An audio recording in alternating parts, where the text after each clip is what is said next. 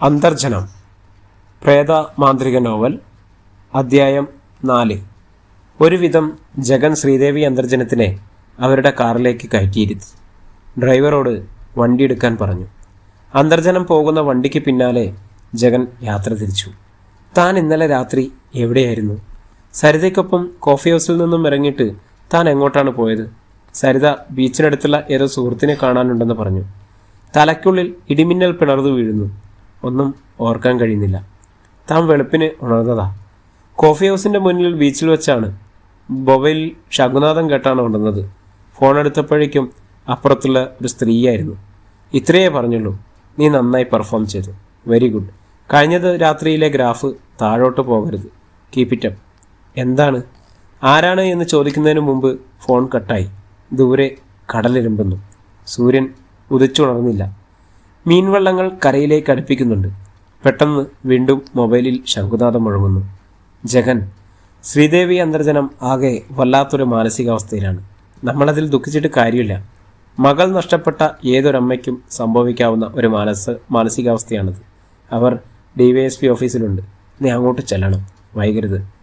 ആരാണിത്? സരിത എങ്ങോട്ടാ പോയത്? ശ്രീദേവി അന്തർജനത്തിന് ഇനി ഒരിക്കലും സരിതയെ തിരിച്ചു കിട്ടില്ലെന്നാണോ? ആ ചിന്ത അവസാനിക്കുന്നതിന് മുൻപ് ഒരു ഭാണ്ഡക്കെട്ടുമായി ഒരു ഭ്രാന്തൻ വണ്ടിക്ക് മുൻപിലേക്ക് ചാടി. ബ്രേക്ക് ചവിട്ടാൻ കഴിയുന്നതിന് മുമ്പ് വണ്ടി അയാളിലേക്ക് ഇടിച്ചു കയറി. അയാൾ മലർന്നു വീഴുന്നതും വായിൽ നിന്നും ചോര ചീറ്റിയൊഴുകുന്നതും കണ്ട്. റോഡ് ഏറെക്കുറെ വിജനമായിരുന്നു. ഇടിയേറ്റ് വണ്ടി കയറിയിറങ്ങിയ ഭ്രാന്തൻ്റെ ചതഞ്ഞരഞ്ഞു കാണുമെന്ന് ഉറപ്പിച്ച് സ്റ്റിയറിംഗിലേക്ക് തലചായ്ച്ചിരുന്ന ജഗൻ പരിസരബോധം വീണ്ടെടുത്ത് മെല്ലെ തലയുയർത്തി. എന്തു ചെയ്യണമെന്നറിയില്ല. ആരെയാ വിളിക്കുക? ഏതായാലും പോലീസിൽ അറിയിക്കുക. ആരായാലും ഒരു മനുഷ്യജന്മമല്ലേ. വിറയ്ക്കുന്ന ശരീരത്തോടെ ഡോർ തുറന്ന് പുറത്തേക്കിറങ്ങി. ചുറ്റും നോക്കി. ആരെയും കണ്ടില്ല. കാറിനടിവശത്തും ആ പരിസരത്തും ആരെയും കണ്ടില്ല. ഇടയ്ക്കിടെ ഏതോ വണ്ടികൾ തന്നെ കടന്നു പോകുന്നുണ്ട്. ഇനിയിപ്പോൾ തനിക്ക് തോന്നിയതാകുമോ? കൂനൂർ മഠത്തിൽ നിന്നും എത്തിയതിനു ശേഷം മനസ്സ് ആകെ തകർന്നിരിക്കുന്നു. ഓഫീസിലും പോകുന്നില്ല. പലതും ചെയ്തു കൂട്ടുന്നു. ചിലത് ഓർമ്മ പോലും കിട്ടുന്നില്ല. കാറിൻ്റെ മുൻപിൽ കൈകൊടുത്ത് ഒരു നിമിഷം അങ്ങനെ ആലോചിച്ചു നിന്നു. ദൂരത്തു നിന്നും ഒരു പോലീസ് ജീപ്പ് പാഞ്ഞു വരുന്നുണ്ട്. ഈ നഗരത്തിൽ തന്നെ അറിയാത്ത ഉയർന്ന റാങ്കിലുള്ള ഒരു പോലീസ് ഉദ്യോഗസ്ഥൻ പോലുമില്ല.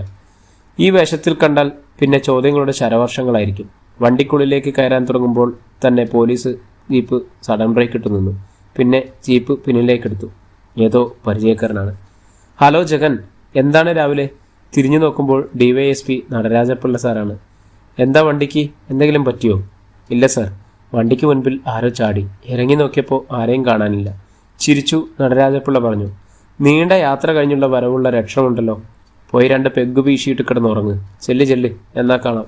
ചിരിച്ചുകൊണ്ട് നടരാജപ്പിള്ള സാർ ഗിയർ മാറ്റി വണ്ടിയെടുത്തു. ജീപ്പ് അകന്നുപോയി. ജഗനിൽ നിന്നും ഏറെ നേരമായി കെട്ടിനിന്ന ഒരു നിശ്വാസം അണപൊട്ടി വീണു. അതിന് കത്തിക്കരിഞ്ഞ ഒരു പച്ച ജീവന്റെ മണമുണ്ടായിരുന്നു. വണ്ടിയിലേക്ക് കയറി. അപ്പോൾ കാറിൻ്റെ പിന്നിൽ കണ്ടു അല്പം മുമ്പ് താൻ വണ്ടിയിടിച്ച് തെറിപ്പിച്ച ഭ്രാന്തൻ്റെ പാണ്ടക്കെട്ട് ഉയർത്തി പൊട്ടിച്ചിരിക്കുന്നത്. മനസ്സിൽ ഒരുതരം ഭീതി വന്നു നിറഞ്ഞു. വേഗത്തിൽ വണ്ടി ഓടിച്ചു പോകുമ്പോഴും ജഗന്റെ കാതുകളിൽ മുഴങ്ങിക്കൊണ്ടിരിക്കുന്നു ആ ഭ്രാന്തൻ്റെ പൊട്ടിച്ചിരി. കണ്ണുകളിൽ നിറഞ്ഞു നിന്ന് അയാളുടെ നീണ്ട നാസിക, അവിടെവിടെ നരപിടിച്ച രോമങ്ങൾ, ചോരക്കറ പിടിച്ച മുഖം. ജഗൻ വണ്ടിയിലിരിക്കുന്നേ ഉണ്ടായിരുന്നുള്ളൂ. വണ്ടി എങ്ങനെയൊക്കെയോ ഓടിക്കൊണ്ടിരിക്കുന്നു. ഉണരുമ്പോൾ കിടക്കയിൽ വന്നു വീണത് എപ്പോഴാണെന്ന് ഓർത്തെടുക്കാൻ കഴിഞ്ഞില്ല ജഗന്.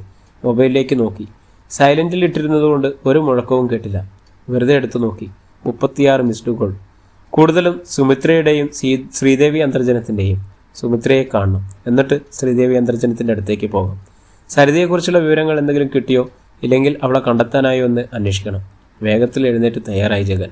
DYSP നടരാജപിള്ളയും വനിതാ സർക്കിൾ ഇൻസ്പെക്ടർ ശ്വേതാവർമ്മയും കൂടി സരിതയുടെ മുറി മുഴുവൻ അരിച്ചുപെറുക്കി.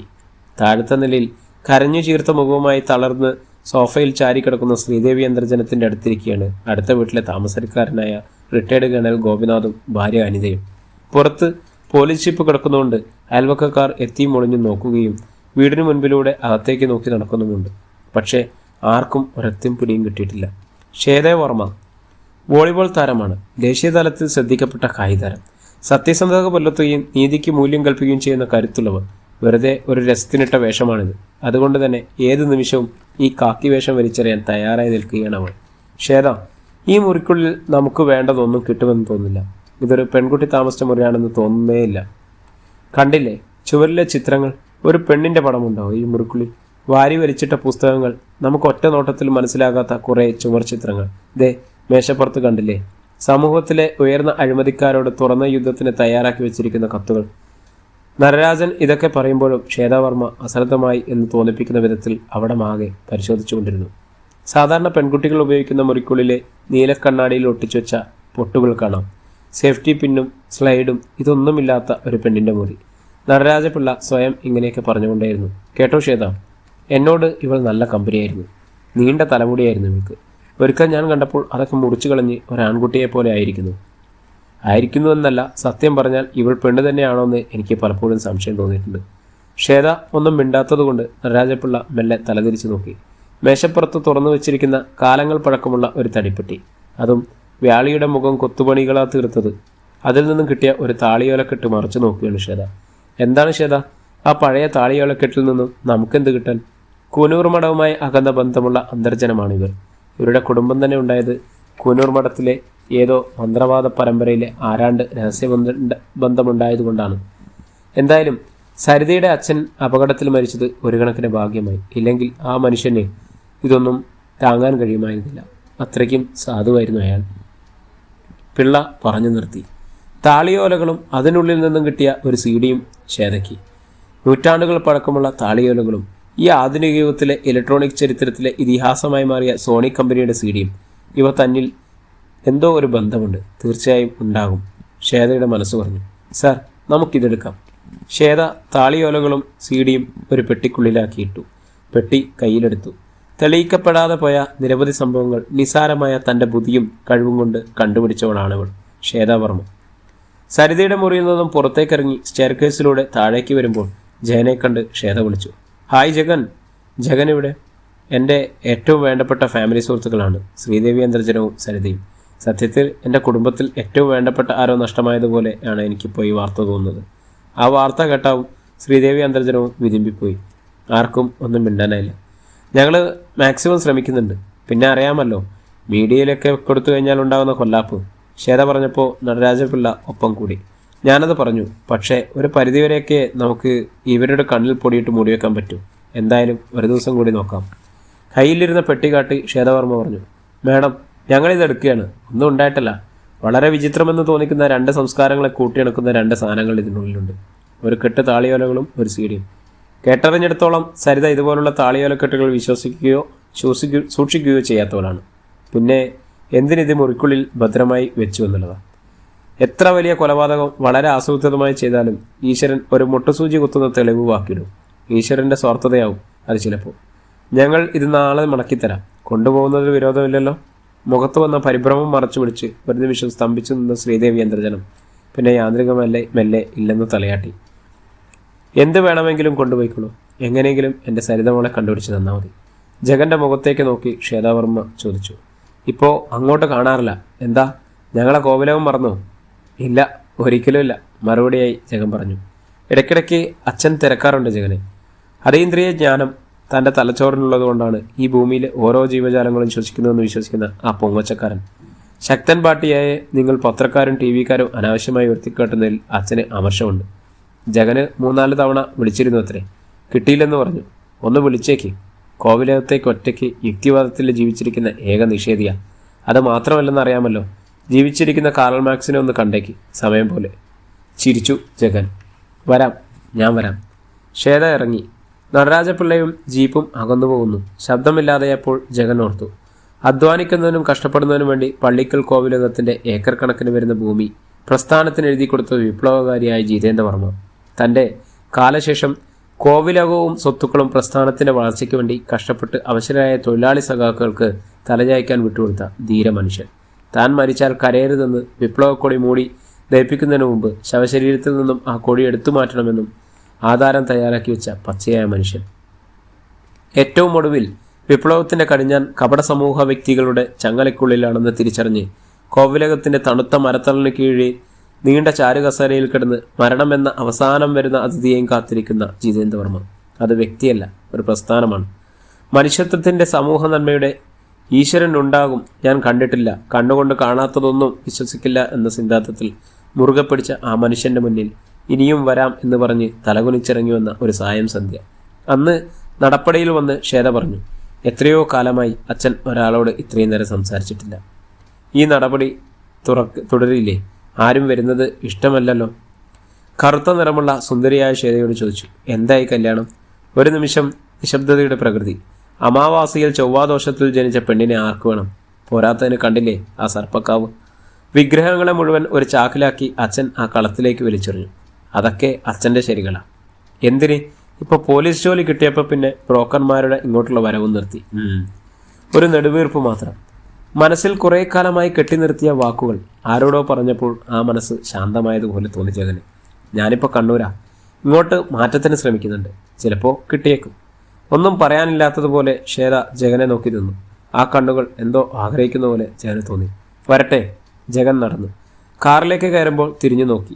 ആ സന്ധ്യയിലും ശ്വേത എന്ന കറുത്ത സുന്ദരിയെ തെളിഞ്ഞു കാണുന്നു. പിന്നെ കാണുന്നത് ഇപ്പോഴാ ശ്വേതയെ. ജഗൻ. അന്തർജനത്തിൻ്റെ ശബ്ദം. നീ ഇന്ന് എങ്ങോട്ടും പോകരുത്. എനിക്കിവിടെ ഒറ്റയ്ക്ക് പേടിയാ. ആരൊക്കെയോ എൻ്റെ ചുറ്റിലും നൃത്തം ചവിട്ടുന്നു. ചിലങ്ക കെട്ടിയാടുന്നു. കൂനൂർ മഠത്തെക്കുറിച്ച് ഞാൻ എഴുതിയ കൈയെഴുത്തിൽ പ്രതി ഈ വീട്ടിലുണ്ട്. അതിവിടെ ഇരിക്കുന്നിടത്തോളം കാലം എനിക്ക് മനസമാധാനം ഉണ്ടാവില്ല. അത് കണ്ടെത്തണം. കത്തിച്ച് ചാരമാക്കി ഏതെങ്കിലും പുഴയിലോ ചതുപ്പിലോ വലിച്ചെറിയണം. അവർ വീണ്ടും കരഞ്ഞു. കരയരുത്. എനിക്കിത് കാണാൻ വയ്യ. ഒന്നും കഴിച്ചിട്ടില്ലല്ലോ.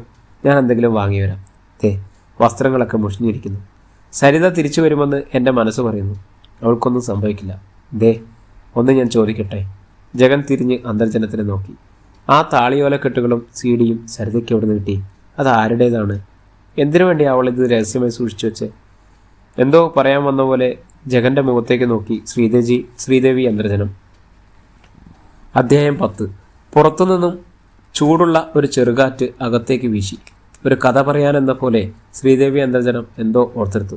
പിന്നെ മെല്ലെ പറഞ്ഞു, ജഗൻ, നിന്നോട് ഞാൻ ഒന്നും ഒളിച്ചു വെച്ചില്ല. പക്ഷേ ഇത്, ആ താളിയോലക്കെട്ടുകൾ ഞങ്ങളുടെ കുടുംബത്തിൻ്റെ ജന്മരഹസ്യങ്ങളാണ്. തഞ്ചാവൂരിലെ വേദീശ്വരം കോവിൽ പരിസരത്ത് നാഡീശാസ്ത്ര കുടുംബത്തിൽ നിന്നും കനത്ത വില കൊടുത്തു വാങ്ങിയതാണ്. ഒരിക്കലും ജന്മരഹസ്യങ്ങളടങ്ങിയ താളിയോലക്കെട്ടുകൾ പുറത്തു വിൽക്കില്ല. പക്ഷേ ഞങ്ങൾക്കിത് തന്നു. അതും ഒരു ദൈവവിധിയാണ്. ജന്മരഹസ്യങ്ങളോ? ജഗൻ ചോദിച്ചു. അതെ. ഒരു മനുഷ്യൻ്റെ ജനനവും അവൻ്റെ പൂർവ്വജന്മവും ഈ ജന്മത്തിൻ്റെ ഭാവിയിൽ നടക്കാനുള്ള സംഭവങ്ങളും എന്തിന് അവൻ്റെ മരണദിവസം വരെ എഴുതി വച്ചിരിക്കുന്ന താളിയോലകൾ. നാഡീശാസ്ത്രമെന്നാണ് അതിനെ പറയാറ്. നാഡീശാസ്ത്രം? ജഗനെ അത്ഭുതം തോന്നി. ജഗൻ, നീ ഇത് വിശ്വസിക്കണം. അതിൽ പറഞ്ഞിരിക്കുന്നതിലപ്പുറം ഒന്നും എൻ്റെ ജീവിതത്തിൽ ഇതുവരെ സംഭവിച്ചില്ല. എൻ്റെ ജന്മഗ്രഹം, ഭർത്താവ്, അദ്ദേഹത്തിൻ്റെ ദുരൂഹത നിറഞ്ഞ മരണം. എന്തിന്? അമാവാസിയിൽ പിറക്കുന്ന എൻ്റെ പെൺകുഞ്ഞിന് സരിത എന്ന പേരിടുമെന്നും അവൾ ഒരുപാട് സ്വപ്നങ്ങൾ ഈ ഭൂമിയിൽ ഉപേക്ഷിച്ച് ഒരമാവാസിയിൽ ഒരദൃശ്യ ശക്തിയുടെ വലയിൽ അകപ്പെട്ട് അഗ്നിയിൽ വീണ് മരിക്കുമെന്നും അതിൽ പ്രവചിച്ചിട്ടുണ്ട്. നീ കണ്ടോളൂ ജഗൻ. ആ ശ്വേതാവർമ്മ കൊണ്ടുപോയ സീഡിയിൽ എല്ലാം വ്യക്തമായി പറഞ്ഞിട്ടുണ്ട്. എൻ്റെ മകൾ, എൻ്റെ സരിത ഇനി തിരിച്ചു വരില്ല. അവൾ ഇന്നലെ രാത്രിയിൽ ഈ ഭൂമിയിൽ നിന്നും വിട്ടുപോയിട്ടുണ്ടാവും. ഏതോ വിജനതയിൽ അവൾ കത്തിച്ചാമ്പലായിട്ടുണ്ടാവും. ഇരു കൈകൊണ്ടും നെഞ്ചത്തടിച്ച് ഉറക്കെ കരഞ്ഞ് അലറി. സമനില തെറ്റിയതുപോലെ എന്തൊക്കെയോ പുലമ്പിക്കൊണ്ട് ശ്രീദേവി അന്തർജനം ബോധമറ്റു വീണു. നിലത്ത് വീഴും മുൻപ് അവരെ താങ്ങി സോഫയിലേക്ക് കിടത്തി. ഒരു നിമിഷം എന്തു ചെയ്യണമെന്നറിയാതെ നിന്നു. പിന്നെ എന്തോ തീരുമാനിച്ചതുപോലെ പുറത്തേക്കിറങ്ങി. കേണലിനെയും ഭാര്യയെയും വിളിച്ച് അവർ വേഗത്തിലെത്തി ശ്രീദേവി അന്തർജനത്തിൻ്റെ മുഖത്ത് വെള്ളം തളച്ചു. നെട്ടിപ്പിടഞ്ഞ് എഴുന്നേറ്റു. അവർ പിന്നെ ഉണർന്നപ്പോൾ പോലെ തന്നെ മെല്ലെ മയക്കത്തിലായി. ഒരു ഡോക്ടറെ വിളിക്കുന്നതാണ് ഉത്തമം, കേണൽ ഗോപിനാഥ് പറഞ്ഞു. ജഗനും അത് ശരിയാണെന്ന് തോന്നി. അത് മാത്രമല്ല, ഇനി അങ്ങോട്ട് അന്തർജനത്തിനെ ഈ മാനസികാവസ്ഥയിൽ ഒറ്റയ്ക്കാക്കിയിട്ട് പോകുന്നത് അത്ര സുഖകരമായ കാര്യമല്ല. ബന്ധുക്കൾ ആരെങ്കിലും ഉണ്ടെങ്കിൽ ഒന്ന് വിവരമറിയിച്ച് ഒപ്പം നിർത്തുന്നത് നന്നായിരിക്കും. കേണൽ ഗോപിനാഥ് ഇത്രയും പറഞ്ഞ് ജഗന്റെ മുഖത്തേക്ക് നോക്കി. സാർ പറഞ്ഞത് കാര്യമാണ്. പക്ഷേ അന്തർജനത്തിന് ഒരു ബന്ധുക്കളെക്കുറിച്ചും എനിക്ക് കാര്യമായ വിവരങ്ങളൊന്നുമില്ല. ഇത്രയും കാലത്തിനിടയ്ക്ക് അടുത്ത ബന്ധം പറഞ്ഞ് ആരും ഇവിടേക്ക് വരുന്നതും ഞാൻ കണ്ടിട്ടില്ല.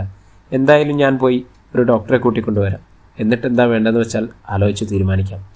അങ്ങനെയാകട്ടെ. ജഗൻ വരുന്നത് വരെ ഞങ്ങളെവിടെ ഇരുന്നോളാം. കേണൽ ഇത് പറഞ്ഞ് ഭാര്യയുടെ മുഖത്തേക്ക് നോക്കി. അവർക്ക് അതത്ര ഇഷ്ടപ്പെട്ടിട്ടില്ല എന്ന മട്ടിൽ ജഗന് തോന്നി. പക്ഷേ ഒന്നും പറയാൻ നിന്നില്ല. ജഗൻ വേഗം പുറത്തേക്കിറങ്ങി കാറിനടുത്തേക്ക് നടന്നു. കാര്യം ഞാൻ 100 കണക്കിന് പേരെ വെടിവെച്ചിട്ട് കൊന്നിട്ടുള്ളവനാ. ഈ അന്തരീക്ഷം കണ്ട എനിക്ക് മനസ്സിലാകും. പക്ഷേ ഇവിടെ ഈ വീട് മുഴുവൻ ഒരുതരം നിഗൂഢതയാണ്. മരണം പതിയിരിക്കുന്ന പോലെ. കേണലിൻ്റെ സ്വരത്തിൽ ഒരുതരം ഭയം കെട്ടി നിൽപ്പുണ്ടായിരുന്നു. ദേ, നിങ്ങൾ ആളെ പഠിപ്പിക്കാതെ ഇങ്ങോട്ട് വന്നേ, നമുക്ക് പോയിട്ട് ഡോക്ടർ വരുമ്പോൾ വരാം. അടുത്ത നിമിഷം മുകളിലത്തെ സരിതയുടെ മുറിയിൽ നിന്നും ഒരു നിലവിളി കേട്ടു. ഒന്ന് നടുങ്ങി നിന്നു രണ്ടുപേരും. എൻ്റെ സരിതമോള് വിളിച്ചുവോ? ഞെട്ടി ഉണർന്നു വേഗത്തിൽ മുകളിലേക്ക് ഓടി ശ്രീദേവി അന്തർജനം. കേണലിനും ഭാര്യയ്ക്കും ഒന്നും മിണ്ടാനായില്ല. അവരെ തടഞ്ഞു നിർത്താനുമായില്ല. പോയി വരട്ടെ, എന്തായാലും പെറ്റമ്മയല്ലേ, കേണൽ ഭാര്യയോട് പറഞ്ഞു. ദേ, ഇവിടെ നിൽക്കുന്ന അത്ര പന്തിയായിട്ട് എനിക്ക് തോന്നുന്നില്ല. നിങ്ങൾ വന്നേ, എനിക്ക് കുറച്ചു കാലം കൂടി സമാധാനമായിട്ട് ജീവിക്കണം. ഭാര്യ ഇറങ്ങി നടന്നു. പിന്നാലെ ചുറ്റും തിരിഞ്ഞു നോക്കി കേണൽ ഗോപിനാഥും. ജഗൻ പോയിട്ട് കുറേ നേരമായി. അറിയാവുന്ന ജനറൽ ഫിസിഷ്യൻ ഡോക്ടർ സതീഷ് കുമാറിനെയാണ്. അദ്ദേഹം സ്ഥലത്തില്ല. നഗരം മുഴുവൻ കറങ്ങി. അറിയാവുന്ന സുഹൃത്തുക്കളെ മുഴുവൻ വിളിച്ചു. ജഗന് ദുഃഖവും സങ്കടവും തോന്നി. താനൊരു വലിയ ടെലിവിഷൻ ചാനലിൻ്റെ പ്രൊഡ്യൂസറാണ്. എന്നിട്ടും ഒരത്യാവശ്യത്തിന് ഒരു ഡോക്ടറെ സംഘടിപ്പിക്കാൻ കഴിയുന്നില്ല. ആ കേണലും ഭാര്യയും അവിടെ ഇരുന്ന് മടുത്തിട്ടുണ്ടാവും. എന്തായാലും ഒരു ഡോക്ടറെ സംഘടിപ്പിക്കാതെ താൻ അങ്ങോട്ട് ചെല്ലില്ല. പെട്ടെന്ന് നടരാജപിള്ളയെക്കുറിച്ച് ഓർമ്മ വന്നു. താൻ പറയുന്നതിനേക്കാൾ ഒരു പോലീസ് ഉദ്യോഗസ്ഥൻ പറയുന്നതിന് ഫലമുണ്ടാവുമല്ലോ.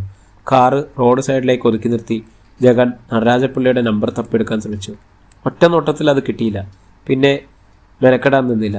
നേരെ DYSP ഓഫീസിലേക്ക് വിളിച്ചു. ഉടനെ മറുപടി വന്നു. അദ്ദേഹം ഹോം മിനിസ്റ്ററുടെ മീറ്റിങ്ങിലാണ്. 2 മണിക്കൂർ കഴിയും. എല്ലാ ഉയർന്ന റാങ്കിലുള്ളവരും ആ മീറ്റിങ്ങിലാണ്. 2 മണിക്കൂർ കഴിയും. എല്ലാ ഉയർന്ന റാങ്കിലുള്ളവരും ആ മീറ്റിങ്ങിലുണ്ടത്രേ. ജഗന് തന്നോട് തന്നെ ഒരുതരം വെറുപ്പ് തോന്നി. ഒരു പകലുകൂടി അവസാനിക്കുകയാണ്. താൻ കൂനൂർ മഠത്തിൻ്റെ പേരിൽ ശ്രീദേവി അന്തർജനത്തിൻ്റെയും അവരുടെ മകളുടെ തിരോധനത്തിൻ്റെ പിന്നിലും നടക്കുകയാണ്. വയ്യ, അവരായി അവരുടെ പാടായി. എനിക്കിനി വയ്യ. ഓന്തിൻ്റെ നിറം മാറുന്ന പോലെ ഒരു നിമിഷം കൊണ്ട് ജഗൻ്റെ മനസ്സ് മാറി. രണ്ടും കൽപ്പിച്ച് ജഗൻ സുമിത്രയുടെ വീട്ടിലേക്ക് തിരിച്ചു. അപ്പോൾ ജഗൻ്റെ മനസ്സ് അവനോട് തന്നെ ചോദിച്ചു. ജഗൻ, നിനക്ക് എന്താണ് സംഭവിച്ചത്? വല്ല നിശ്ചയമുണ്ടോ? നീ എന്തു ദയാശീലനായിരുന്നു, പരോപകാരിയായിരുന്നു, സ്നേഹത്തിൻ്റെ അർത്ഥവും വ്യാപ്തിയും തിരിച്ചറിയുന്നവനായിരുന്നു. നീ സ്വയം ഒന്നുകൂടി ആലോചിച്ച് നോക്ക്. അങ്ങനെ ഒരു നിമിഷം കൊണ്ട് മറക്കാൻ കഴിയുന്ന സ്ത്രീയാണോ ശ്രീദേവി അന്തർജനം? പിന്നെ അവരുടെ മകൾ സരിത. നീ നിന്റെ ജീവനായ സുമിത്രയെ കണ്ടുമുട്ടത് എവിടെ വെച്ചാണ്? സുമിത്രയെ നെഞ്ചോട് ചേർത്ത് നിർത്തി ആദ്യമായി നെറ്റിയിൽ ചുംബിച്ചത് എവിടെ വെച്ചാണ്? നിനക്ക് ആദ്യമായി 3 സ്റ്റാർ TV-യിൽ ഒരു വേക്കൻസി ഉണ്ടെന്ന് അറിയിച്ചതും അതിനുവേണ്ടി റെക്കമെൻഡ് ചെയ്തതും ആരാണ്? ശ്രീദേവി അന്തർജനത്തിന് ഒരു വേദന വന്നപ്പോൾ, അവരെ ജീവിതത്തിൽ ഏറ്റവും വലുത ദുരന്തം കീഴടക്കിയപ്പോൾ നീ അവരോടൊപ്പം നിൽക്കാതെ ഇട്ടെറിഞ്ഞു പോവുകയാണോ ജഗ? ഇത് ശരിയല്ല, ഒട്ടും ശരിയല്ല. കാർ ചവിട്ടി നിർത്തി. അതെൻ്റെ അമ്മയുടെ ശബ്ദമാണ്. പിന്തിരിഞ്ഞു നോക്കി. ആരുമില്ല. താൻ ചിന്തിച്ചതൊന്നും തൻ്റെ മനസ്സിൽ തെളിഞ്ഞതല്ല. തൻ്റെ അമ്മ കാതിലോതിയാണ്. സുമിത്ര പിണങ്ങിയിട്ടുണ്ടാവും. പ്രത്യേകിച്ച് അച്ഛൻ്റെ മരണം നൽകിയ വേദനയുടെ ആഘാതം. അവിടെ ഒരു സാന്ത്വനമായി അവളോടൊപ്പം ഉണ്ടാകേണ്ടതാണ്. ഒന്നിനും കഴിയുന്നില്ല, ഒന്നിനും. ഓഫീസിൽ നിന്നുള്ള ലീവ് നാളെ അവസാനിക്കും. ചീഫ് പലതവണ അന്വേഷിച്ചിട്ടുണ്ടാവും. കൂനൂർ മഠത്തിലെ യാത്ര കഴിഞ്ഞു വന്നു എന്നറിയിച്ചപ്പോൾ തന്നെ ഉപദേശിച്ചതാണ്, അധികം താമസിക്കരുതെന്ന്. എല്ലാ കണക്കൂട്ടലുകളും പിഴയ്ക്കുന്നത് പോലെ. ഒന്നും ഓർക്കണ്ട, വരുന്നതൊക്കെ വരുന്നിടത്ത് വെച്ച് കാണാം. എന്തായാലും ശ്രീദേവി അന്തർജനത്തിൻ്റെ അടുത്തു നിന്നും ഇറങ്ങിത്തിരിച്ചത് ഒരു ഡോക്ടറെ കൂട്ടി ചെല്ലാനാണ്. പെട്ടെന്ന് ശ്വേതയെ ഓർമ്മ വന്നു. താൻ എന്തൊരു മടയനാണ്. അവിടെ നിന്ന് ശ്വേതയെ ഒന്ന് വിളിച്ചു പറഞ്ഞാൽ മതിയായിരുന്നല്ലോ. വണ്ടി തിരിയുമ്പോൾ ശ്വേതയുടെ നമ്പർ ഡയൽ ചെയ്തു. മൊബൈൽ ഫോൺ ചെവിയിലേക്ക് വെച്ചു. ശ്വേത ഫോണെടുത്തു. ശ്വേത, ഞാനാണ്, ജഗൻ. ആ, എന്താ ജഗൻ? ശ്രീദേവി അന്തർജനത്തിൻ്റെ മാനസികാവസ്ഥ അത്ര ശരിയാണെന്ന് തോന്നില്ല. ആഹാരം കഴിച്ചിട്ടില്ല. സരിതയെക്കുറിച്ചുള്ള ചിന്തയാവും മനസ്സ് അവരെ മറ്റൊരു തലത്തിൽ കൊണ്ടെത്തിച്ചിരിക്കുന്നു. ഞാനൊരു ഡോക്ടറെ തപ്പി ഇറങ്ങിയതാണ്. 1 മണിക്കൂറായി. പരിചയമുള്ള ഒരാളെയും കിട്ടിയില്ല. എന്തായാലും അവരെ ഒറ്റയ്ക്ക് ആശുപത്രിയിലേക്ക് കൂട്ടിക്കൊണ്ടുപോയി അഡ്മിറ്റ് ചെയ്യാനും കാര്യങ്ങൾ നോക്കാനും പറ്റിയ അവസ്ഥയിലുമല്ല ഞാൻ. അതുകൊണ്ടാണ് ഇങ്ങനെ ചിന്തിച്ചത്. എന്നെ ഒന്ന് സഹായിക്കണം. ശ്രീദേവി അന്തർജനത്തിനെ കുറിച്ച് ഓർത്ത് എനിക്കൊരു എത്തും പിടിയും കിട്ടുന്നില്ല. ആരോഗ്യസ്ഥിതി നോക്കാൻ ഒരു ഡോക്ടറെ സംഘടിപ്പിച്ചു തരണം. മറുതലക്കിൽ ശ്വേതവർമ്മയുടെ ചിരി കേട്ടു. 3 സ്റ്റാർ TV-യിലെ സീനിയർ പ്രൊഡ്യൂസർക്ക് ഒരു ഡോക്ടർക്ക് വേണ്ടി പരക്കമായിരുന്നു. സാരമില്ല ജഗൻ, ശ്രീദേവി അന്തർജനത്തിൻ്റെ അടുത്തേക്ക് പോയിക്കോളൂ. ഡോക്ടറുമായി ഞാൻ അവിടെ എത്തിക്കോളാം. താങ്ക്സ്. ജഗൻ മൊബൈൽ ഫോൺ താഴേക്ക് വെച്ച് ആശ്വാസത്തോടെ ഒരു നിമിഷം കണ്ണടച്ചിരുന്നു. ശ്വേത എത്തുമ്പോഴേക്കും താൻ അവിടെ ഉണ്ടാവണം. പിന്നെ കഷ്ടിച്ച് 1 മണിക്കൂർ. കേണലെയും ഭാര്യയും ഇടയ്ക്കൊന്ന് നോക്കാനേൽപ്പിച്ച് നേരെ സുമിത്രയുടെ അടുത്തേക്ക് പോകുക തന്നെ. ജഗൻ വേഗത്തിൽ വണ്ടി വിട്ടു. ശ്രീദേവി അന്തർജനത്തിന് വീടിന് ചുറ്റും ഇരുട്ട് മൂടിക്കിടക്കുന്ന പോലെ തോന്നി. ഒരുതരം പുക നിറഞ്ഞ ഇരുട്ട്. പ്രകൃതിയിൽ നിന്നും വെയിൽ പുകഞ്ഞുപോയി തുടങ്ങിയെന്നേ ഉള്ളൂ. അകത്തേക്ക് കയറാതെ ആ മുറ്റത്തങ്ങനെ നിന്നു ജഗൻ. ശ്വേതയും ഡോക്ടറും വരട്ടെ. വാതിൽ ചാരിയിട്ടിട്ട് പോലുമില്ല. അകത്തേക്ക് നോക്കി. നേരം വൈകിയത് കൊണ്ട് കാരണം കേണലും ഭാര്യയും പോയിട്ടുണ്ടാവും. എന്തായാലും ശ്വേത വരട്ടെ. ഗേറ്റിൽ പിടിച്ച് പുറത്തേക്ക് നോക്കി നിന്നു ജഗൻ. സരിത, അവളെക്കുറിച്ച് അന്തർജനം പറഞ്ഞത് ശരിയായിരിക്കുമോ? അങ്ങനെ മനുഷ്യൻ്റെ പൂർവ്വജന്മം എഴുതിയ താളിയോലക്കെട്ടുകളുണ്ടോ? അതും അമാനുഷിക ശക്തിയാവും. സരിതയെ അഗ്നിയിലേക്ക് വലിച്ചെറിഞ്ഞത്. ഈ നൂറ്റാണ്ടിൽ ശാസ്ത്രത്തിൻ്റെ അമ്പരപ്പിക്കുന്ന വളർച്ചയ്ക്ക് മുമ്പിൽ ലോകം മുഴുവൻ പകച്ചു നിൽക്കുമ്പോൾ താളിയോലക്കെട്ടുകളിലെ മഹാമന്ത്രങ്ങൾക്ക് അവയെ കടത്തിവെട്ടുന്ന ശക്തിയും പുനർജന്മത്തിലെയും ഈ ജന്മത്തിലെയും മരണാനന്തര രഹസ്യങ്ങൾ മുൻകൂട്ടി എഴുതി തയ്യാറാക്കിയ താളിയോലക്കെട്ടുകളോ? എങ്കിൽ എന്തുകൊണ്ട് കൂനൂർ മഠത്തിലെ ഉമിത്തിയിൽ നിന്നും ലോകത്തോട് മുഴുവൻ പകയുമായി ജീവിച്ച കല്ലേരി കണ്ണപ്പൻ എരിഞ്ഞടങ്ങിയ ശേഷം അമാനുഷിക ശക്തിയിൽ ആ മണ്ണിൽ ഇപ്പോഴും അലഞ്ഞുതിരിയുന്നുവെന്ന് നാം നിഷേധിക്കുന്നു? കൂനൂർ മഠത്തിൻ്റെ കളത്തിൽ നിന്നും പുരുഷനെ ഭ്രമിപ്പിക്കുന്ന ശരീരമായി നഗ്നമായി നടന്നുപോയ കണ്ണപ്പനെ താൻ കണ്ടതല്ലേ? അതോ അതും തോന്നലാണോ? അതോ ശ്രീദേവി അന്തർജനം തന്നിലേക്ക് കോരി നിറച്ച അന്ധവിശ്വാസത്തിൻ്റെ കഥകളിൽ മുങ്ങിത്താണതോ? ഭ്രാന്ത് പിടിച്ച് കൂനൂർ മഠത്തിലേക്ക് പോയ തൻ്റെ ഉറക്കത്തിലെ സ്വപ്നമാണോ? പക്ഷേ ഒന്ന് സത്യമാണ്, ഭൂമിക്കടയിൽ പാറയുണ്ട്. പാറ തുളച്ചാൽ ജലമുണ്ട്. ജലം വറ്റിയാൽ ചെളിയുണ്ടാവും. പിന്നെ മനുഷ്യന് കടന്നു ചെല്ലാനും തിരിച്ചറിയാനും കഴിയാത്ത ഒരു ലോകം, അത് ആ ചെളിക്ക് അടിയിലുണ്ടാവും. അത് ഉറപ്പാണ്. ദൂരെ നിന്നും ശ്വേതയുടെ പോലീസ് ജീപ്പ് പാഞ്ഞു വരുന്നു. പിന്നിൽ വെളുത്ത മാരുതിക്കാറും. വണ്ടിയിൽ നിന്നും ശ്വേത ഇറങ്ങി. കാറിൽ നിന്ന് ഇറങ്ങിയ ഡോക്ടറെ പരിചയപ്പെടുത്തി. ഡോക്ടർ ജ്യോതിദേവ്. ഡോക്ടർ കൈനീട്ടി. ജഗൻ ആ കൈപിടിച്ച് കുലുക്കി. ജഗൻ അവരെ അകത്തേക്ക് ക്ഷണിച്ചു. വണ്ടിയുടെ ഇരമ്പൽ കേട്ടിട്ടാവും കേണൽ ഭാര്യയും ഇറങ്ങി വന്നു. നടന്ന സംഭവം വിവരിച്ചപ്പോൾ ഷേബയുടെ ഭാവം മാറി. My God! അവർ വേഗത്തിൽ മുകളിലേക്ക് ഓടി. പിന്നിൽ ജഗനും. എത്ര തുറക്കാൻ ശ്രമിച്ചിട്ടും സരിതയുടെ മുറി തുറക്കാൻ സാധിച്ചില്ല. ജഗൻ! ശ്വേത വിളിച്ചു. എനിക്കൊരു കാര്യം പറയാനുണ്ട്, നടുങ്ങരുത്.